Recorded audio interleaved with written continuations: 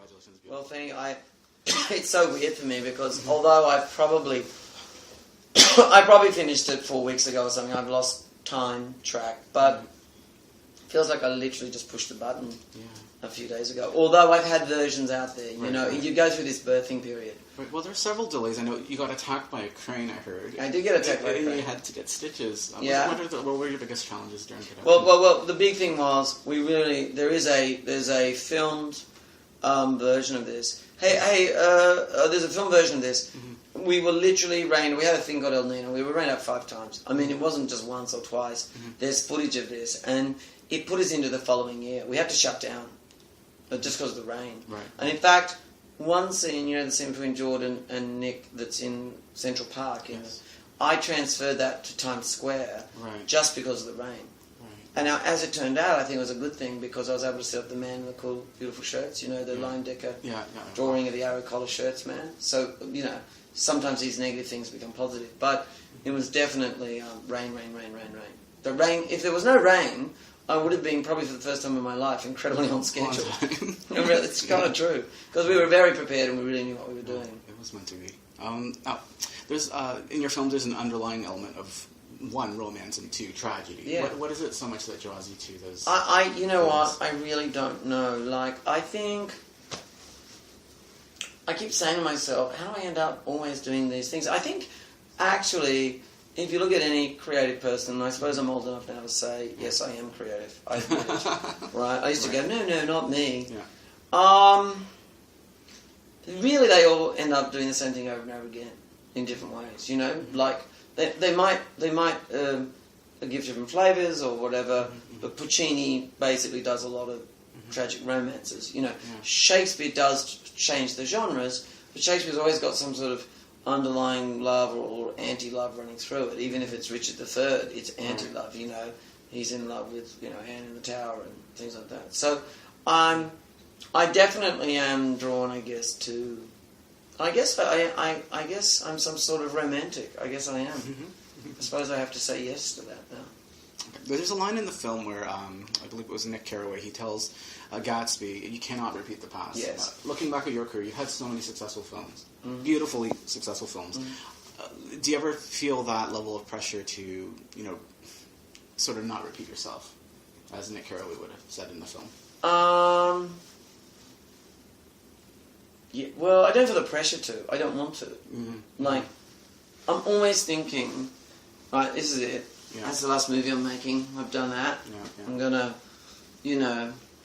go into architecture or become a diver or... You could.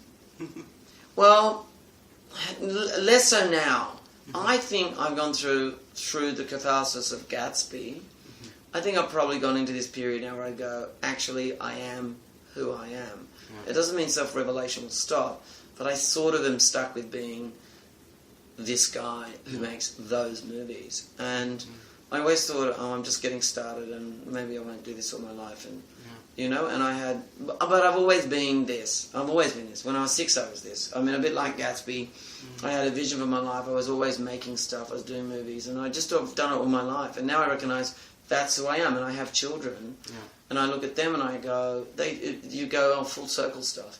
So now I just want to make sure I do it so that it, make sure that it enriches life as well as, that it's a circle, the gives and take is there. Yeah. I want to ask you about your casting choices. I mean, Leo you've worked with, obviously, but there's some unexpected casting choices like Elizabeth Debicki. We know very little about her. No one does. It's the first movie she's ever done. I mean, she was in drama school. Yeah. And actually, I was trying to solve Jordan Baker, and my casting director and I, my great friend, Ronna Cress, please mention her name, because she's always like, no one knows I'm alive. No one cares about my casting, which is a close friend of mine. Elizabeth, we'd heard about this great girl who's so tall and gorgeous and really fantastic actor. And they said, she's a bit like Kate Blanchett meets Nicole. I said, we'll have to see that. So I flew to Los Angeles on a whim. Blake in there and I did her hair and makeup in a room. And she did it. I mean, it's such a strong choice. And I think Jordan Baker is an observer like Nick, both within and without. They're not actually... in the book there's a hint of this romance, but none of them can really commit. Yeah. You know, they're observers. They live vicariously through the other relationship, through gossip, through storytelling. So, I think, by the way, I'll tell you something. Yeah. They put a picture of her on the website the other day, and we've got a website. Yes. And I was there with Sam Bromell, who works in the website area. Mm-hmm. And we looked down and there were 40,000 hits or something. We looked back down at 50,000 hits. Yeah. Within an hour, there were 250,000 hits or something. That's incredible. On her. So, you know, she's making an impression. Oh, definitely. I was very curious after seeing. Now, just one final question. What to you would be a success story for the film? I mean, what would you define that by? That it pays its bill, right. First of all. Yes. And that, you know, people come up to me and they go, sometimes if they're a fan of what I've made, and they go, I bet you're sick of hearing this. And they can be entirely mature human beings. Yes. And they go, you probably don't want to hear this, but I just love blah, blah, blah. And I'm thinking, are you kidding? You can never get sick of hearing but if one person, after all, forget me, 300 people give their passion, their heart, their soul. You know, my movies don't get banged out once a year. You know, I make them every 5 or 6 years or 10 years or whatever. And if one person goes, gee, that did something for my life. Gee, that was useful. Gee, you know, that sort of stuff.